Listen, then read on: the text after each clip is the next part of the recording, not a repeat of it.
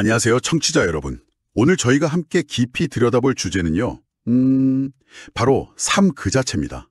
삶의 10가지 진실이나 인생이라는 여행 같은 여러 자료들을 보면서 공통된 질문에 자꾸 부딪히게 되더라고요. 뭐랄까, 이 짧으면서도 길고 또 단순한 것 같으면서도 복잡한 인생. 이걸 우리가 어떻게 마주해야 할까? 바로 이거죠. 자료들을 보면요, 다들 비슷하게 말하는 게 있어요. 바로 인생의 그 역설적인 면이요. 짧다고 느끼는데 어떨 땐 또 하염없이 길고 고되게 느껴지고, 그렇죠? 뭔가 답을 딱 찾고 싶은데 늘 안개 속을 걷는 기분이 들 때도 있고요. 그래서 오늘 저희 목표는요, 이 자료들에 나오는 10가지 성찰, 이걸 그냥 쭉 늘어놓는 게 아니라 그 안에 담긴 핵심들, 그리고 가끔은 좀 부딪혀 보이는 진실들을 잘 엮어보려고 합니다. 당신의 삶에도 뭔가 새로운 질문이나 이런 관점도 있구나 하는 걸 발견하실 수 있게요. 자, 한번 시작해 볼까요? 가장 먼저 와닿는 건 역시 시간 문제, 그리고 유한함에 대한 이야기인 것 같아요. 인생은 정말 짧다. 이건 너무 흔한 말이잖아요. 네, 그렇죠. 정말 많이 듣는 말이죠. 근데 자료들을 보니까 이 짧다는 게 그냥 물리적인 시간 길이가 아니라 우리가 느끼는 속도, 그거랑 관련이 깊다고 하더라고요. 특히 어떤 자료에선 나이 들수록 시간이 왜 빨리 가냐? 이게 새로운 경험이 없어서 그렇다. 이런 분석이 있더라고요. 그거 흥미로운 지적이죠. 매일 비슷한 일상이 반복되니까 뇌가 그냥 시간을 압축해서 인식한다. 이런 건데 진짜 그럴까요? 네, 상당히 설득력이 있는 이야기입니다. 생각해보면 어린 시절 하루는 온갖 새로운 것들 투성이잖아요.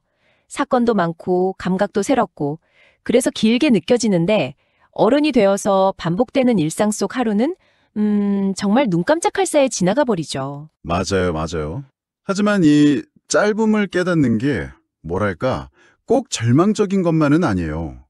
다른 자료에서는 오히려 이 찰나들이 모여 인생이 된다는 걸 깨달을 때 우리는 매 순간을 더 소중히 여기게 된다.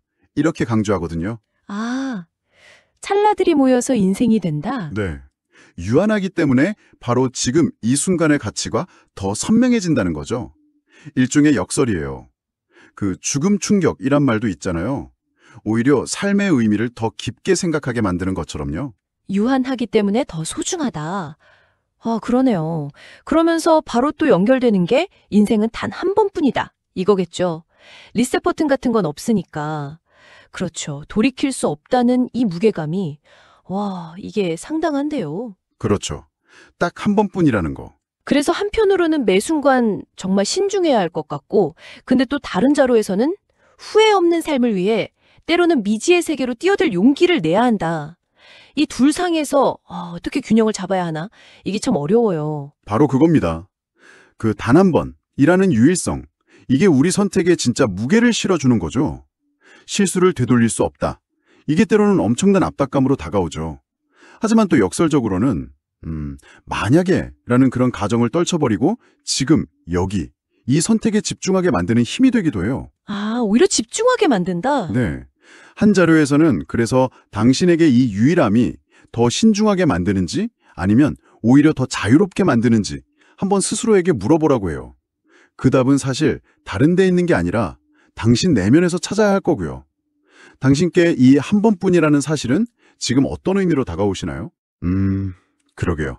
저에게는 생각해보게 되네요. 그리고 이 유한함, 또 단 한 번뿐이라는 진실, 이게 또 다른 성찰이랑 연결되는 것 같아요. 인생은 한여름밤의 꿈처럼 무상하다. 이 깨달음이랑요. 네, 무상함. 그렇죠. 그렇게 뜨거웠던 감정이나 막 치열하게 얻었던 성취, 심지어 기뻤던 고통 같은 것들도요. 시간이 지나면 좀 희미해지거나 그냥 기억의 조각으로 남잖아요. 모든 게 다 스쳐 지나가는 것 같고 영원한 건 없다. 이 무상함을 받아들이는 게 왜 중요할까요? 잘못하면 그냥 다 허무하다. 이렇게 빠지기 쉬울 것 같기도 한데. 네, 그거 정말 중요한 질문입니다. 자료들에서는 이 무상함의 깨달음이 우리를 허무주의로 이끄는 게 아니라 오히려 겸손함으로 이끈다고 말해요. 겸손함이요? 네, 영원히 내가 소유할 수 있는 건 아무것도 없다는 사실. 이걸 딱 직시할 때 우리는 불필요한 집착에서 좀 벗어날 수 있게 된다는 거죠. 그러면서 자연스럽게 현재에 더 집중하게 되고요. 모든 것이 덧없기에 우리는 지금 이 순간을 더 소중히 여기게 된다. 이런 통찰처럼요. 덧없기 때문에 지금이 더 소중하다. 그렇죠. 무상함을 받아들이는 게 오히려 현재를 더 깊이, 그리고 어떻게 보면 더 치열하게 살아가게 하는 원동력이 된다는 겁니다. 아까 이야기했던 그 짧음, 단 한 번뿐임이라는 진실과도 이게 다 연결되는 지점이죠. 와, 그렇군요. 시간의 유한함, 삶의 단 한 번뿐인 기회, 그리고 모든 것의 덧없음. 이런 성찰들을 따라가다 보니까 자연스럽게 시선이 나 자신에게로 향하는 것 같아요. 여기서 또 중요한 성찰 두 가지가 나오죠. 인생은 외롭다는 것, 그리고 인생은 오직 개인의 몫이다라는 거요. 네, 맞습니다. 아무리 사랑하는 사람들이 옆에 있어도 가끔은 정말 근원적인 고독감, 그런 걸 느낄 때가 있잖아요. 그리고 결국 내 삶의 무게는 내가 져야 한다. 이 사실, 이 두 가지는 어떻게 연결될까요? 네, 그 두 가지 성찰은 개인의 어떤 실존적인 조건을 아주 깊이 파고드는 내용입니다. 인생은 외롭다는 게 다른 사람과 관계가 없다는 뜻이라기보다는요, 궁극적으로는 자기 자신과 홀로 딱 마주해야 하는 순간들이 있다. 이런 인간 본연의 조건에 더 가깝다고 봐야겠죠. 아, 혼자 마주해야 하는 순간들? 네. 자료에서는 이 외로움을 자꾸 부정하거나 피하려고 하면 더 고통스러워진다고 해요. 오히려 이 외로움을 인정할 때 비로소 우리는 나 자신의 진정한 모습을 마주하게 되고 온전히 설 수 있는 힘을 얻게 된다. 이렇게 말하거든요. 외로움을 인정할 때 힘을 얻는다. 그렇죠. 그리고 바로 이 홀로 서 있다는 감각, 이게 인생은 오직 개인의 몫이다라는 그 책임감하고 딱 연결되는 겁니다. 아, 하지만 동시에 그 개인의 몫이라는 책임감이 어쩔 때는 너무 버겁게 느껴질 때도 있잖아요. 한 자료에서는 우리의 어깨를 짓누르는 그 무게가 바로 나의 존재를 증명하는 것이라고 표현했던데 이걸 어떻게 받아들여야 할까요? 좀 무겁게 들리는데요? 그 무게감, 네, 무겁게 느껴질 수 있죠. 하지만 그게 성숙으로 나아가는 과정의 일부이기도 하고요. 또 어떻게 보면 주체적인 삶의 시작을 알리는 신호일 수도 있어요. 내 삶의 방향키가 내 손에 쥐어져 있구나, 이걸 자각하는 거니까요. 아, 내가 주인이구나 하는 자각. 네, 물론 부담스러울 수 있죠. 하지만 동시에 이건 엄청난 자유이기도 해요. 외부의 어떤 기대나 상황에 그냥 끌려가는 게 아니라 내가 내 삶의 주인이 돼서 선택하고 책임질 수 있다. 이런 가능성이 열리는 거니까요. 자유. 네. 중요한 건 이 책임감을 그냥 짐으로만 느낄 거냐, 아니면 이걸 자유나 힘으로 인식할 거냐 하는 당신의 관점의 문제라는 거죠. 자료들은 이 책임감을 받아들일 때 비로소 진정한 의미의 성장이 시작된다고 이야기하고요. 그렇군요. 홀로 서는 법을 배우고 또 내 삶의 책임을 받아들이는 것. 근데 바로 그렇기 때문에 이게 또 역설적인데 인생은 혼자 살 수 없기에 사랑이 필요하다. 이 6번째 성찰이 더 깊게 와닿는 것 같아요. 아, 네, 사랑. 외롭고 또 각자 자기 짐을 져야 하는 그런 존재들이니까 오히려 서로의 불완전함을 좀 보듬어주고 연결될 필요가 있다. 이런 거겠죠. 여기서 말하는 사랑은 그럼 어떤 의미일까요? 우리가 흔히 생각하는 그런 낭만적인 사랑만은 아닐 것 같은데요. 맞습니다. 자료들에서 말하는 사랑은 단순한 어떤 낭만적인 감정이나 외로움을 달래는 수단 그 이상이에요. 아까 이야기했던 그 근원적인 외로움 있죠. 세 번째 성찰. 그걸 서로 이해하고 공감하고 또 각자가 짊어진 삶의 무게, 네 번째 성찰. 이걸 함께 나누고 지지해주는 힘, 거기에 더 가깝습니다. 함께 나누고 지지하는 힘. 네, 서로의 불완전함을 끌어안고 진정한 사랑을 경험한다. 이런 표현처럼요. 사람은 완벽해서 필요한 게 아니라 오히려 우리가 불완전하기 때문에 더 필요한 것일 수 있다는 거죠. 한 자료는 아예 사랑 없이 살아갈 수 있는 사람은 없다. 이렇게 단언하기도 해요. 연인이든 가족이든 친구든 다양한 형태의 유대감이 우리 삶을 지탱하는 정말 필수적인 요소다.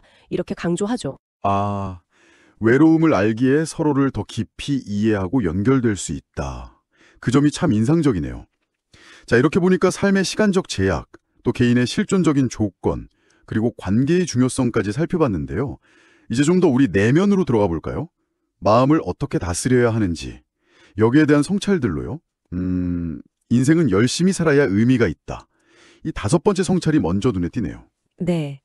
여기서 열심이라는 게 근데 그냥 바쁘게 막 움직이는 걸 의미하는 건 아니에요. 아, 그런가요? 네. 오히려 의미 있게 참여하는 태도, 여기에 더 가깝다고 봐야죠. 시간의 유한함, 첫 번째 성찰을 우리가 알잖아요. 그렇기 때문에 주어진 순간순간에 온 마음을 다해서 몰입하고 경험하는 것. 사랑할 때던, 일할 때던, 심지어 슬픔을 느낄 때조차도 그 순간에 충실한 거예요. 한 자료에서는 이걸 비유적으로 춤추듯 흘러가는 시간 속에 노력의 흔적들이 모여 후회 없는 삶이라는 훈장이 되는 것. 이렇게 표현했어요. 와, 춤추듯 흘러가는 시간 속 노력의 흔적. 멋진 표현이네요. 그렇죠. 이건 그냥 수동적으로 시간을 흘려보내는 게 아니라 아주 능동적으로 삶에 참여하는 자세를 말하는 거죠. 당신에게 열심히 산다는 건 혹시 어떤 모습으로 구체화되나요? 그냥 바쁜 거랑 의미 있게 참여하는 건 다르다. 네, 알겠습니다. 그런데 이렇게 열심히 살다 보면 자연스럽게 뭔가 더 원하게 되지 않나요? 더 많은 걸 갖고 싶고, 더 잘하고 싶고. 여기서 이제 7번째 성찰. 인생은 욕망을 다스리는 과정이다. 이게 중요해지는 것 같아요. 네, 맞아요. 욕망. 더 갖고 싶고, 더 높아지고 싶고, 더 인정받고 싶은 마음. 이 욕망의 불길이라고 표현하던데 이걸 자료들은 어떻게 다루라고 조언하나요?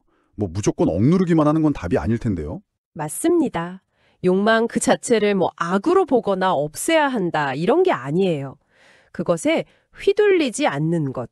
이게 중요하다고 강조합니다. 아, 휘둘리지 않는 것? 네.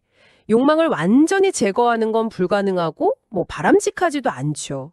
하지만 그것의 노예가 되지 않도록 자제하고 절제하는 지혜, 이게 필요하다는 겁니다. 한 자료에서는 자제와 절제는 우리 삶의 품격을 부여하고 내면의 평화를 가져다 준다, 이렇게 표현하기도 했어요. 품격과 평화. 네. 이건 단순한 금욕이라면 좀 달라요. 무엇이 나에게 진정으로 중요하고 가치 있는지를 스스로 분별해서 삶의 방향을 내가 설정하는 능력, 여기에 더 가깝습니다. 욕망에 그냥 질질 끌려다니는 삶이 아니라 욕망을 잘 길들여서 내 삶의 도구로 사용하는 거죠. 욕망을 다스리는 내면의 힘. 중요하네요. 그리고 또 하나 중요한 내면의 조화가 9번째 성찰인 것 같아요. 인생은 이성과 감성의 균형이 필요하다. 이거요? 아, 네. 이성과 감성. 머리로만 이해하려고 하면 너무 차갑고 건조해지기 쉽고, 또 가슴으로만 느끼려고 하면 쉽게 상처받고 막 흔들리고. 그렇죠. 마치 새의 양 날개처럼 이 둘이 같이 움직여야 한다는데, 근데 이 균형 잡기가 현실에선 정말 쉽지 않은 것 같아요. 그쵸? 정말 어려운 과제죠.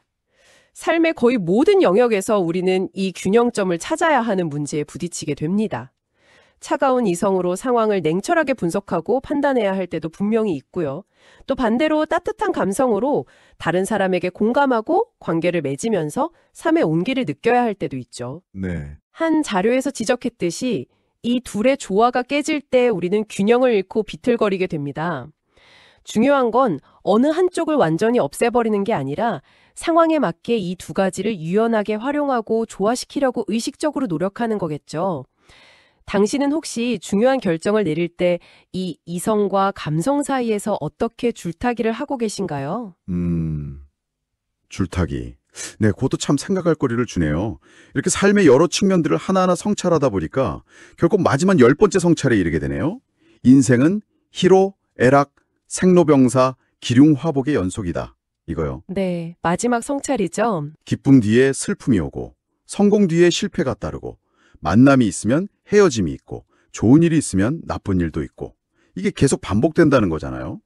어떻게 보면 너무나 당연한 그냥 자연의 이치 같기도 한데요. 당연해 보이죠. 하지만 우리가 일상의 순간들 속에서는 이걸 자주 잊어요. 아, 그런가요? 네, 좋을 때는 이게 영원할 것처럼 자만하기 쉽고, 또 너무 힘들 때는 이 고통이 정말 끝이 없을 것처럼 절망하기 쉽잖아요. 맞아요. 그럴 때 있죠. 하지만 자료들은 이 모든 것이 그냥 지나가는 과정의 일부다, 이걸 기억하라고 말합니다. 중요한 것은 이 변화의 흐름 자체를 자연스럽게 받아들이는 태도예요. 한 자료에서는 이 수용의 태도가 어려움을 딛고 다시 일어설 수 있는 힘, 그러니까 회복 탄력성이라고 하죠. 이것의 기초가 된다고 설명해요. 아, 회복 탄력성. resilience. 네. 지금 당장 어둠 속에 있더라도 저 너머에는 빛이 드리워진 다음 장이 기다리고 있음을 잊지 말아야 한다, 이런 믿음이죠. 회복 탄력성. 어려움을 딛고 다시 일어설 수 있는 힘. 네, 그 믿음이 정말 중요하겠네요. 자, 이렇게 오늘 10가지 성찰들을 시간, 자아, 관계, 내면, 그리고 삶의 순원이라는 테마로 한번 엮어서 쭉 살펴봤습니다. 이 모든 이야기들이 결국 우리에게 던지는 메시지는 뭘까요?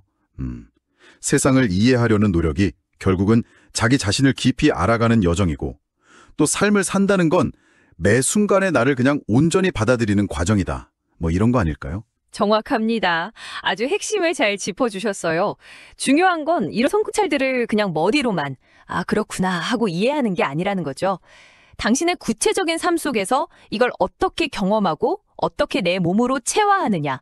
이게 정말 중요합니다. 네, 경험하고 체화하는 것. 짧지만 또 길고, 외롭지만 또 함께하고, 책임져야 하지만 사랑이 필요하고, 덧없지만 또 치열해야 하는 이 역설들 사이에서 계속 길을 찾아가는 것.